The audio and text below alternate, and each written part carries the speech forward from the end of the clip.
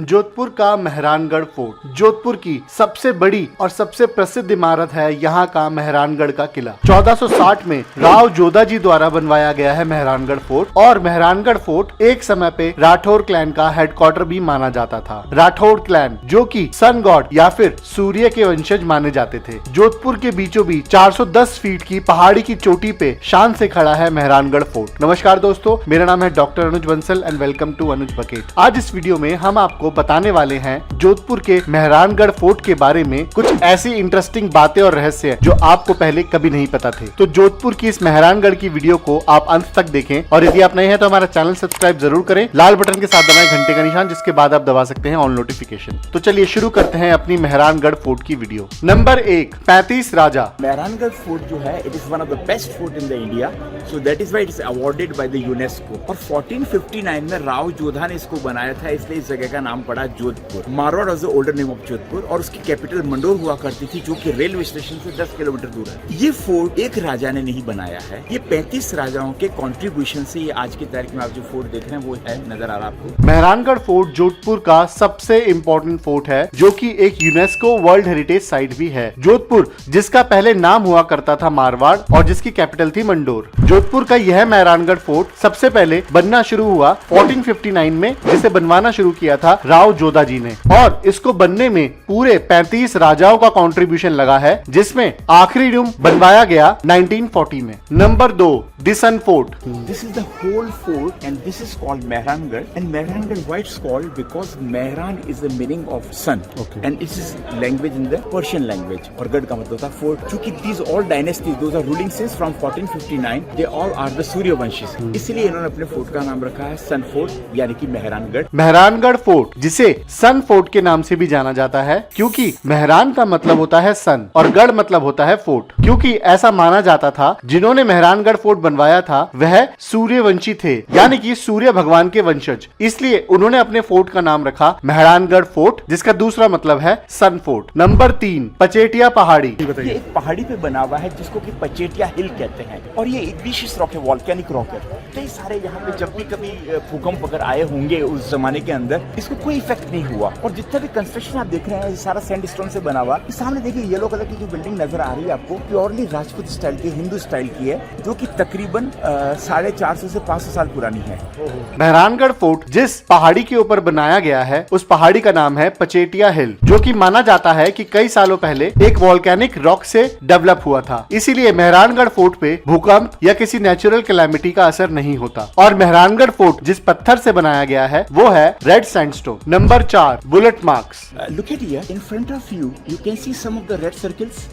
These red circles are the evidence of the battle between the Jodhpur and Jaipur Maharaja, which were held in 1808 AD. Okay. So still you can see the cannon bullet marks over here, and even this gate was also damaged.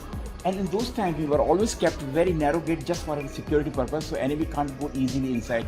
सन 1808 में जोधपुर के राजा मानसिंह और जयपुर के राजा जगत सिंह के बीच में एक युद्ध हुआ था, जो कि लड़ा गया था इसी मेहरानगढ़ फोर्ट में। क्योंकि उस समय भारत पे ब्रिटिशर्स का राज था, इसीलिए ब्रिटिशर्स ने बीच में आके उस युद्ध को रुकवा दिया था। और आज भी मेहरानगढ़ फोर्ट के 1.5 कांगड़ा दरवाजे पे उस युद्ध के गोलियों और तोपों के निशान देखने को मिलेंगे। Number 5, the blue city. Jodhpur को 2 और नाम से जाना जाता है, सन सिटी और ब्लू सिटी। सन सिटी चूंकि sunlight at the Jodhpur ground is very sharp, very high, तो ब्राह्मण लोगों को सिर्फ अधिकार था पढ़ने का और पढ़ाने का, इसलिए उन्होंने इस सूर्य नगरी से निजात पाने के लिए, गर्मी से निजात पाने के लिए एक तरीका ढूंढा, और वो तरीका उनको वेदों से मिला।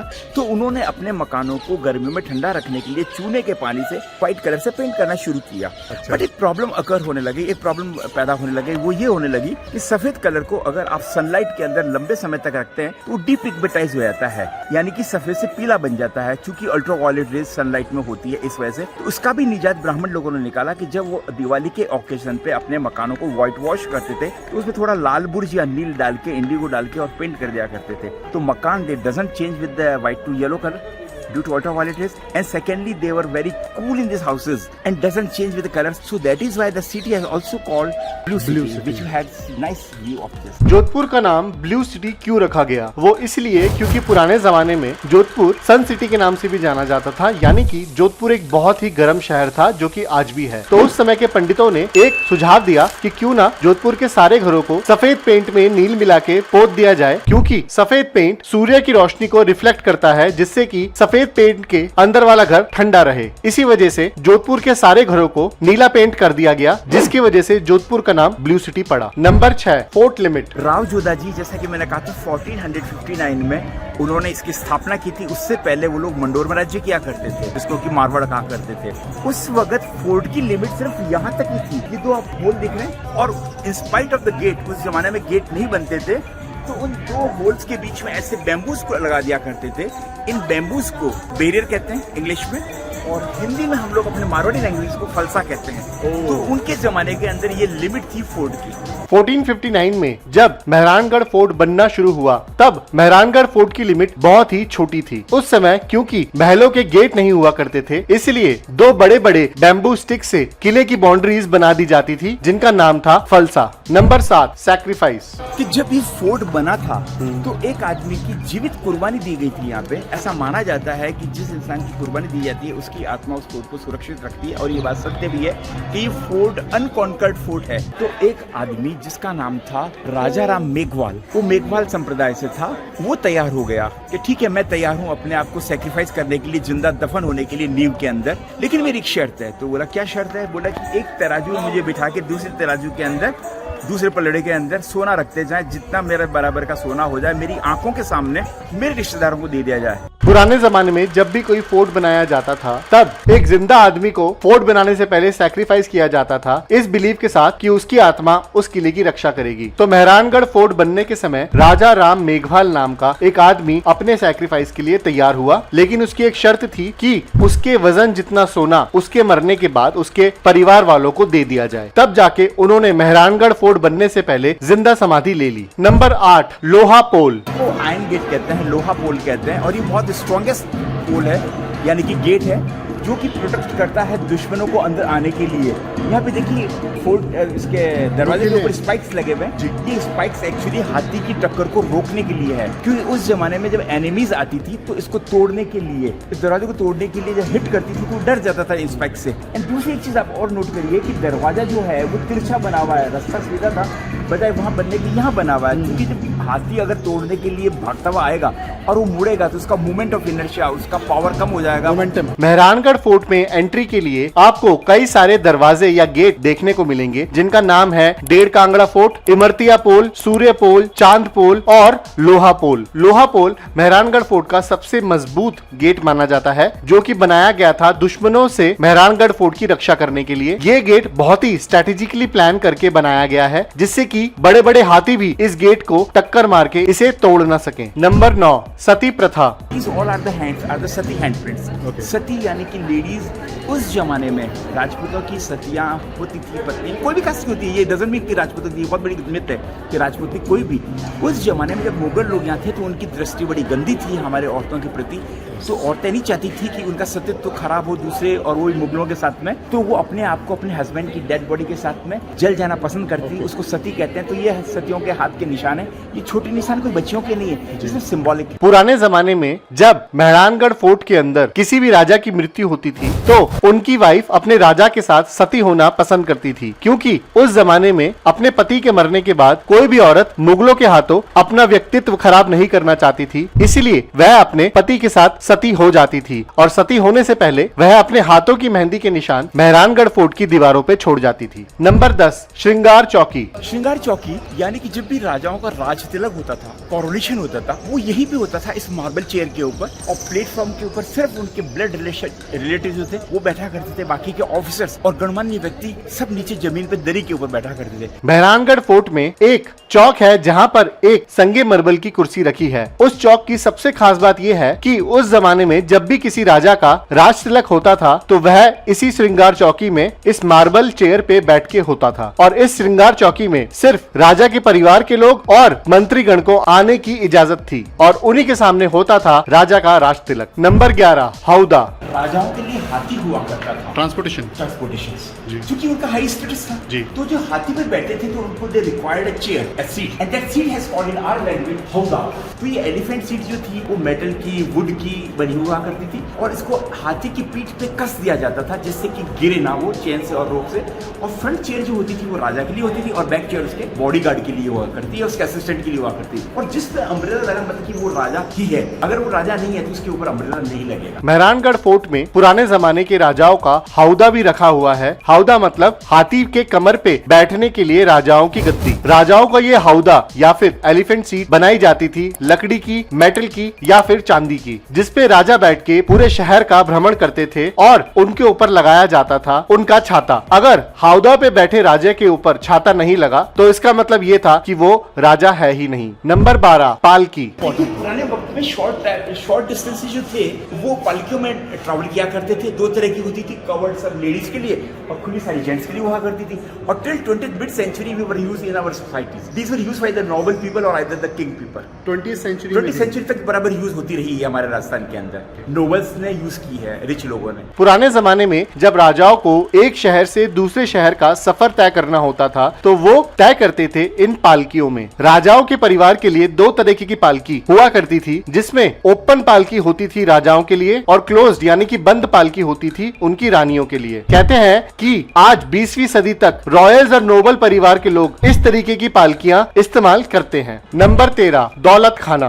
वो सबसे पुरानी बिल्डिंग है, यानी कि 15th century की है मगर रिस्टोर्ड है। नया फ्लोर है, नई वॉल है, नए दरवाजे लगा रखे हैं और 15th century का है। उस जमाने में ये ट्रेजरी हुआ करती थी, इसलिए इसका नाम लिखा हुआ है दौलत खाना। रीजन उर्दू में इसलिए लिखा हुआ है कि हर चीज का एक टाइम होता है। मेहरानगढ़ फोर्ट में 15वीं सेंचुरी का एक कमरा आज भी मौजूद है जिसका नाम है दौलत खाना। ये दौलत खाना उस समय का ट्रेजरी रूम हुआ करता था जो कि मेहरानगढ़ फोर्ट के सबसे इम्पोर्टेंट रूम्स में से एक था। इस कमरे की नक्काशी आपको इंडियन स्टाइल यानी कि इंडोजेनिक स्टाइल और मुगल स्टाइल में देखने को मिलेगी। Number 14 victory sign. ये बहुत बड़ी पालकी है जो कि जोधपुर के महाराजा 1735 में मुगलों से लड़ाई की थी अहमदाबाद की साइड में और जीत गए उस बैटल में। तो एज ए जीत की निशानी विक्ट्री साइन लेके आए जो कि 135 किलो वजन की लकड़ी की, लोहे की और कांच की बनी और गोल्ड का पॉलिश किया हुआ है। इसको उठाने के लिए 18 आदमी उठाया करते थे। एक रोड पे 3 आदमी रखते, 3 6 9 आदमी आगे 9 आदमी पीछे लगा करते थे। और कोई भी जब फंक्शन होता था तो राजा इसमें बैठ के और नगर का भ्रमण करते थे और एक मैसेज डिलीवर करते थे, देखो हम मुगलों से जीते भी हारते नहीं हैं। 1735 में जोधपुर के राजा ने अहमदाबाद जाकर मुगलों से एक युद्ध किया था जिसको जोधपुर के राजा ने जीता था और उस जीत की निशानी के तौर पे वह जोधपुर वापस एक पालकी लाए जिसका वजन था तकरीबन 135 किलो और जो गोल्ड प्लेटिंग से बनी हुई थी यानी कि सोने की पालकी। वह पालकी इतनी भारी और भव्य थी कि उसे उठाने में तकरीबन 18 लोगों की जरूरत पड़ती थी और जिसमें बैठ के जोधपुर के राजा पूरे जोधपुर में घुमा करते थे, ये दिखाने के लिए कि वह एक बहुत बड़ा विक्ट्री साइन है जो कि मुगलों से युद्ध करके जीत में मिला है। नंबर 15 10 किलो की तलवार, जिसका वजन 10 किलो है और ये महाराजा अजीत सिंह की तलवार है जिन्होंने मुगलों से 30 साल तक लड़ाई लड़ी थी। इनका 10 किलो वजन, 10 किलो वेट है। ये राजपूत स्टाइल की। जोधपुर के महाराजा अभय सिंह और अजय सिंह की एक तलवार मेहरानगढ़ फोर्ट की वेपनरी में रखी है जिसका वजन है तकरीबन 10 किलो। मुगलों से तकरीबन 30 साल की लड़ाई करते हुए महाराजा अजय सिंह जी ने यह तलवार इस्तेमाल की थी और ये तलवार आपको मेहरानगढ़ फोर्ट की वेपनरी में देखने को मिल जाएगी। Number 16 Sheesh Mahal. 17th century का एक कमरा है जिसको कि शीश महल कहते हैं। पर्टिकुलर राजा ने ये दिवाली के फेस्टिवल को मनाने के लिए बनाया था। इसमें मल्टीपल रिफ्लेक्शन का सिस्टम है। उस बीच के कांच पे रखते थे और बाकी की स्लॉट्स के ऊपर जो है वो दीपक जलाते थे। सपोज करीब 50 दीपक जलाएंगे, ऐसा लगेगा 50,000 दीपक अंदर जल रहे हैं due to multiple reflections. Jodhpur के मेहरानगढ़ फोर्ट के अंदर एक महल है जिसका नाम है शीश महल और ये जगह उस समय के राजा ने सिर्फ दिवाली को सेलिब्रेट करने के लिए बनवाई थी। इस शीश महल की सबसे खास बात यह है कि दिवाली के समय इसके बीचों बीच रखी जाती थी माता लक्ष्मी जी की मूर्ति और और इसके नीचे बने कुछ स्लॉट्स में रखे जाते थे तकरीबन 50 दिए, और जब उन 50 दियों को जलाया जाता था तो ऐसा लगता था कि पूरे शीश महल में तकरीबन 50,000 दिए जल रहे हैं। इस शीश महल को कुछ इस तरीके से बनाया गया है कि रिफ्लेक्शन टेक्नोलॉजी के थ्रू एक दिया तकरीबन 1000 दियों की रोशनी देता था, और ये शीश महल आज भी मेहरानगढ़ फोर्ट में शान से खड़ा है। Number 17 Kings canopy. राजाओं का टेंट है सर ये? राजाओं का टेंट है, राजाओं की कैनोपी। जब they were used to go outdoor specially for the battle, for hunting और either a weekend, that time they called it and they covering, मतलब इसको साथ में लेके जाते वापस फैला के बैठ जाया करते थे। तो ये इसकी फ्लोर आप देखिए गोल्ड के वूवन कर रखी है वेलवेट के ऊपर। ये भी गोल्ड में है सर? जी हाँ, सारी गोल्ड में। आप देखिए इसका गोल्ड का बना। मेहरानगढ़ फोर्ट में उस समय के राजाओं का एक टेंट भी आपको देखने को मिलेगा जिसे किंग्स कैनोपी कहा जाता है। वो उस समय के राजाओं के द्वारा यूज किया जाता था जब भी वह बाहर घूमने जाते थे या फिर शिकार पे जाते थे, तो उस समय वो लोग अपने साथ ये फोल्डेबल टेंट्स लेके जाते थे। नंबर 18 ताना बाना। ये सब राजाओं के बच्चों की अचकन कहते हैं, जैकेट्स कहते हैं, जिसमें ताना सोने का, हर बाना कपड़े का है। ये राजाओं के बच्चों के कपड़े और वो रानी के कपड़े, जिसमें उसका घाघरा, उसका ब्लाउज और उसका स्कार्फ सभी कुछ गोल्ड से बना हुआ है। आप उसका देखिए, उसका लक्ष्य सब कुछ गोल्ड नजर आएगा अगर आप उसके ऊपर टॉर्च डाल के देखेंगे। ताना और बाना क्या होता है सर? ताना यानी कि राफ्ट एंड सफ्ट, जो ताना बाना है। ओके। जोधपुर के मेहरानगढ़ फोर्ट में आपको राजाओं के और राजाओं की फैमिली के कपड़े भी देखने को मिलेंगे, जो कि हैं अचकन, घाघरा और शेरवानी जैसे कपड़े। और इन कपड़ों की सबसे खास बात यह है कि इनका ताना और बाना दोनों प्योर चांदी और गोल्ड से बने हुए हैं। नंबर 19 फूल महल। फूल महल नाम है, जैसा कि फूल खूबसूरत है वैसे ही रूम भी बड़ा खूबसूरत है। और ये पर्टिकुलरली महाराजा अभय सिंह ने 18th सेंचुरी में बनवाया था। वही महाराजा अभय सिंह जो कि जीत की निशानी में वो पालकी लेके आए थे, तो ठीक अपने साथ में मुगल आर्टिस्ट को भी लेके आया, उसको ऑर्डर किया कि तुम मेरे लिए एक शानदार कमरा बनाना शुरू करो। तो 75 किलो खाली सोना तो छत पे लगा है, 10 किलो सोना को लिक्विड बना के देखिए सराउंडिंग वॉल के ऊपर डेकोरेट कर रखा है। जो बड़ी बड़ी पिक्चर्स आपको देखिए वो राजे महाराजा और कोई भगवान की है, और ये छोटी पिक्चर्स पूरी बेल्ट पे नजर आ रही है वो रागा रागिनी है। इसका संबंध इस रूम से है क्योंकि ये डांसिंग रूम था। राजा के जब भी फ्रेंड्स या रिलेटिव्स आते थे तो राजा के साथ इन काउचेस पे बैठ जाते थे, उनको शराब पिलाई जाती थी और मुजरा होता था इस पर्शियन कारपेट के ऊपर। मेहरानगढ़ फोर्ट के अंदर जो सबसे सुंदर रूम बनाया गया है उस रूम का नाम है फूल महल, जो कि 18वीं सदी में राजा अभय सिंह जी ने बनवाया था, जो अपने साथ जीत की निशानी में सोने की पालकी लाए थे। वह अपने साथ एक मुगल आर्किटेक्ट को भी लाए, जिनको उन्होंने आदेश किया कि मेरे लिए मेहरानगढ़ फोर्ट का सबसे सुंदर रूम बनाया जाए। उस मुगल आर्टिस्ट ने लिक्विड गोल्ड की डेकोरेशन करके राजा के लिए एक फूल महल बनाया, जो कि राजाओं का डांसिंग रूम बना, जहां पर पर्शियन कारपेट के ऊपर राजा लोग मुजरा देखा करते थे। Number 20 30 wives. In 19th century by one of the Maharaja, his name was Takhat Singh, so that's why this room is called Takhat Vilas. And this was a luxurious room for him. And over to the back there is a pankha, it's called the fan, and that has to be hand mechanized. And over there you can see the ceremony who all made with the wood. And this Maharaja had 30 wives. Okay. Mehrangarh fort में आपको एक कमरा देखने को मिलेगा जिसका नाम है तखत विला, और ये कमरा बनवाया था राजा तखत सिंह जी ने। ये कमरा भी मेहरानगढ़ फोर्ट के सबसे भव्य कमरों में से एक है, जिसमें आपको राजगद्दी और हैंड मैकेनाइज्ड फैन मिलेगा। कहते हैं कि राजा तखत सिंह जी की 30 रानियां हुआ करती थी, जो कि इसी कमरे में उनके साथ रहती थी। Number 21 city wall. यहाँ से आपको सिटी वॉल भी नजर आएगी, देखिए यहाँ पे। तो सिटी वॉल जो है वो मूव कर रही पूरी मकानों के पीछे। इसको अगर मापा जाए तो 10 किलोमीटर लंबी है और पूरा शहर इसके अंदर रहा करता था, क्योंकि आज की तारीख में पॉपुलेशन 1.5 मिलियन है, so people they cross due to more population, but earlier mandatorily they were lived inside the city wall. So सबसे खूबसूरत जगह है सिटी का वो शहर जिसको कि ब्रह्मपुरी कहते हैं। मेहरानगढ़ फोर्ट के सबसे टॉप फ्लोर से आपको पुराने जमाने की जोधपुर सिटी की सिटी वॉल भी देखने को मिलेगी, जिसकी कुल लंबाई है तकरीबन 10 किलोमीटर। पहले के जमाने में अगर जोधपुर सिटी में कोई भी घर बनाया जाता था तो वह इस सिटी वॉल के अंदर ही बनाया जाता था, और आज के समय इस कॉलोनी का नाम है ब्रह्मपुरी। हालांकि आज के जमाने में बहुत से घर जोधपुर की सिटी वॉल के बाहर भी बन चुके हैं। नंबर 22 झांकी महल। ये झांकी महल है जो कि लेडीज देखने के लिए काम में लेती थी। जब भी कोई सोशल फंक्शन हो या कोई पॉलिटिकल फंक्शंस हो तो लेडीज चूंकि पर्दा रखती थी 17th सेंचुरी के बाद में, तो वो इन जालियों के पीछे जो कि पत्थर की बनी हुई है इनके पीछे खड़ी होके आइदर जिस कोर्टयार्ड में या जिस कोर्टयार्ड में जिस फंक्शन होता उसके पीछे खड़ी होकर देखा करती थी, जिससे लोग उनको ना देख सके। इसलिए इस रूम का नाम पड़ा झांकी महल। लेकिन अब यहाँ पे कोई झांकने का कोई प्रथा रही नहीं है, तो यहाँ बहुत सारे राजाओं के बच्चों के झूले पड़े हैं। मेहरानगढ़ फोर्ट में आपको एक झांकी महल नाम का कमरा भी देखने को मिलेगा। उस कमरे से पुराने जमाने में रानियां झांक के राजाओं की सभा देखा करती थी, क्योंकि रानियों को मेन सभा में आने की अनुमति नहीं थी। आज के समय उस झांकी महल में आपको राजाओं के बच्चों के बेबी कॉट रखे हुए मिलेंगे, जिसमें सबसे नया बेबी कॉट तकरीबन 75 साल पुराना है, जो कि हैंड मैकेनाइज्ड नहीं बल्कि इलेक्ट्रिकली मैकेनाइज्ड बेबी कॉट है। नंबर 23, मोती महल। ये कमरा मोती महल है, जो कि महाराजा सूर सिंह ने बनाया था। इनकी 5 वाइफ। अब ये इतने लिबरल थे अपनी वाइफ्स के लिए कि कहते थे कि डिसीजन मैं अकेला नहीं लूंगा, मेरी 5 वाइफ मिलके लेगी। तो जब मीटिंग चला करती थी तो राजा उस हाई चेयर बैठा करता था और लोअर काउचेस के ऊपर इनके मिनिस्टर्स बैठा करते थे। और चूंकि 17th सेंचुरी के बाद की बात है तो लेडीज तो पर्दा रखती थी, कहाँ बैठेंगी। तो राजा ने कितना अच्छा अरेंजमेंट किया कि एक लंबी सी गैलरी बनाई है जिससे 5 बालकनियां बनी हुई है। इन 5 बालकनियां में जालियां लगी हुई, आप देखिए लेटिसेस लगी हुई, जालियां लगी हुई है। तो एक एक करके जब मीटिंग चलती थी तो रानियां एक एक करके सीढ़ियों से चढ़ के इन बालकनी में जाली के पीछे बैठती थी, तो वो सबको देख सकती थी लेकिन लोग उनको नहीं देख सकते थे। अब चूंकि ये 5 थी तो 5 में से 3 जो बात कहती थी वो डिसीजन बन जाता था और राजा उसको डिक्लेयर कर दिया करता था मिनिस्टर के आगे। जोधपुर के एक समय के राजा महाराजा सूर सिंह जी की 5 बीवियां हुआ करती थी और यह राजा जोधपुर के सबसे लिबरल राजाओं के नाम से मशहूर थे, क्योंकि इनका मानना था कि मेरा हर एक डिसीजन मैं अकेला नहीं बल्कि मेरी 5 बीवियां मिलके साथ में लेंगी। इसीलिए उन्होंने मेहरानगढ़ फोर्ट में एक मोती महल बनवाया, जिसका लेआउट कुछ इस तरीके से है कि महाराजा सूर सिंह के साथ उनकी 5 बीवियां इस मोती महल में उनके डिसीजन मेकिंग प्रोसेस में हिस्सा ले सकती थी। नंबर 24, होली चौक। अच्छा, राजा और रानियां यहाँ पे होली खेलते थे। यहाँ हर किसी का अलाउड नहीं था, सिर्फ राजा या लेडीज ही आ सकती थी या कुछ ऑफिसर्स आ सकते थे। क्योंकि यहाँ पे देखिए ये मीटिंग रूम था तो सिर्फ ऑफिसर्स ही आ सकते थे, हर कोई जनता नहीं आ सकती थी यहाँ पे। तो इसकी जगह का नाम क्या था सर? इस जगह का नाम होली चौक था।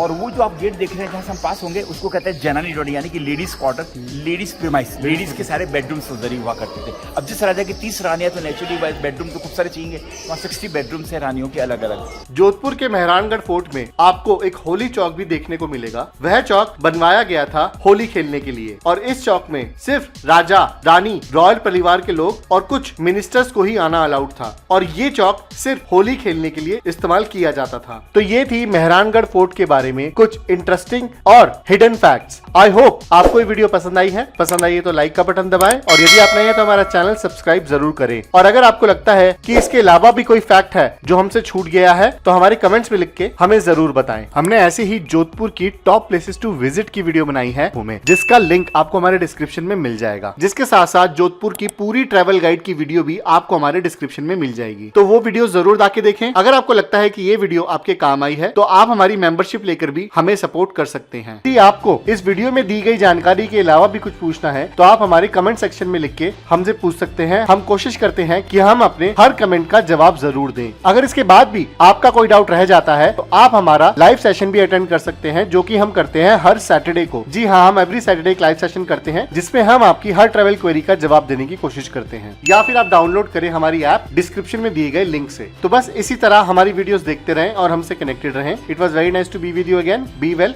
नमस्ते। और हमारे चैनल की सारी ट्रिप्स के बिहाइंड द सीन्स आपको मिलेंगे हमारे इंस्टाग्राम चैनल पे। तो हमारे यूट्यूब चैनल को सब्सक्राइब करने के साथ साथ हमारे इंस्टाग्राम हैंडल को भी फॉलो करें और वहां जाके देखें कि कैसे बनाते हैं हम ये सारी वीडियोस। तो बस अभी इंस्टाग्राम पे जाओ और हमारा फॉलो बटन दबाओ।